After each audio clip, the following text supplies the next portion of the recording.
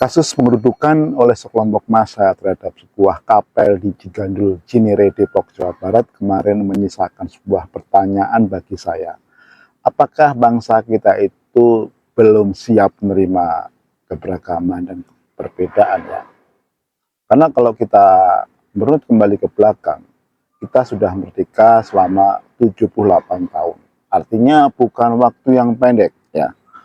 Apalagi kalau kita mengingat jelang kemerdekaan Indonesia, saudara-saudara kita dari wilayah Indonesia Timur itu pernah protes keras terhadap para pendiri bangsa kita apabila ada 7 kata yang dimasukkan ke dalam pembukaan UUD 45 atau yang dikenal sebelumnya sebagai Piagam Jakarta. Dan itu ditolak keras oleh saudara kita dari Indonesia Timur yang mayoritas itu non-muslim. Mereka akan memisahkan diri apabila Piagam Jakarta tersebut dijadikan pembukaan atau dokumen negara resmi atau landasan negara kita. Nah, akhirnya para pendiri bangsa kita waktu itu mengambil jalan tengah sehingga semua kelompok agama di Indonesia itu bisa terwakili. Ini yang menurut saya ya. Tapi setelah 70 tahun Indonesia merdeka, kasus-kasus persekusi, intimidasi, bahkan bisa katakan pembatasan secara legal terhadap minoritas agama itu menjadi suatu hal yang sering kita alami sebagai umat minoritas di Indonesia. Itu sangat memprihatinkan ya, karena sebenarnya kan cita-cita bangsa ini adalah mensejahterakan seluruh warga negara Indonesia tanpa terkecuali. Di samping itu juga undang-undang menjamin bahwa setiap warga negara itu bebas memeluk agama dan menjalankan ibadahnya masing-masing. Tapi laki-laki kita terbentur dengan masalah peraturan untuk pendirian rumah ibadah, yaitu SKB 2 Menteri. Sebenarnya peraturan ini bagus ya, tapi dalam pelaksanaannya bersifat ambigu.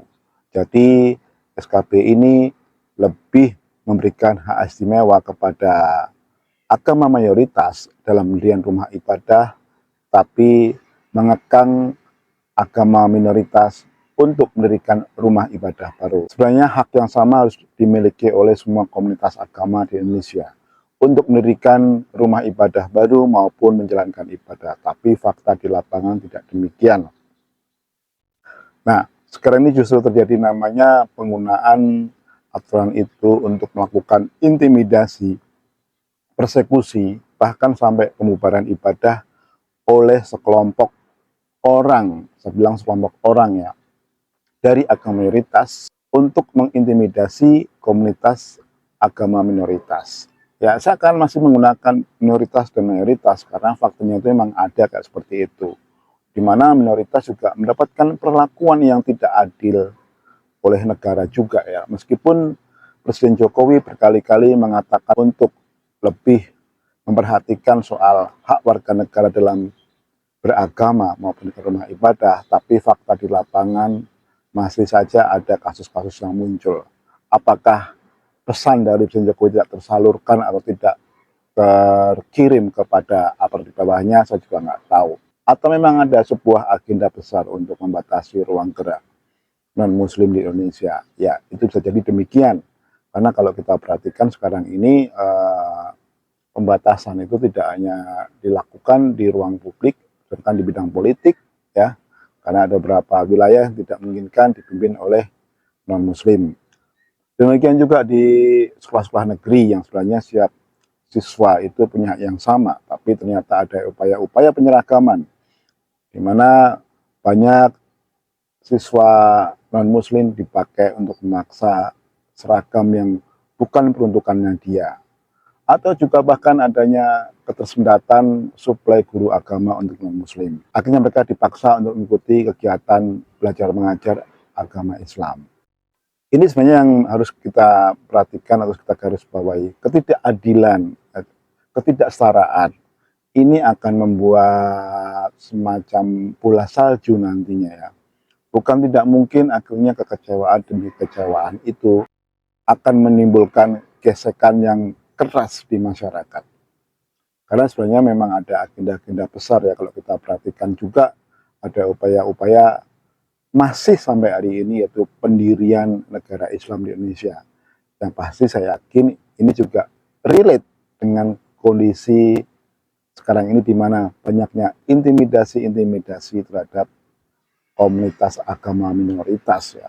Karena buat mereka, para pengusung atau aktivis negara Islam ini, komunitas non-muslim itu akan menghalangi atau akan mengganggu cita-cita mereka mendirikan Indonesia bersyariah. Ya, ini analisa saya, hipotesis saya. Tapi saya yakin ada relasinya di situ ya. Karena sebenarnya umat Kristiani atau agama minoritas Indonesia ini sekarang banyak sekali mendapatkan istilahnya ranjau-ranjau di mana-mana, baik di dunia pendidikan, baik di dunia politik, baik dalam kehidupan sosial.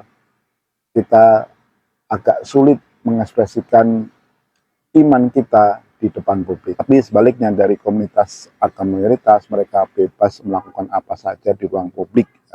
Bahkan untuk mengkritik, sekedar mengkritik suara azan aja, justru yang mengkritik itu mendapatkan tindakan kriminal. Ini kan memprihatinkan ya.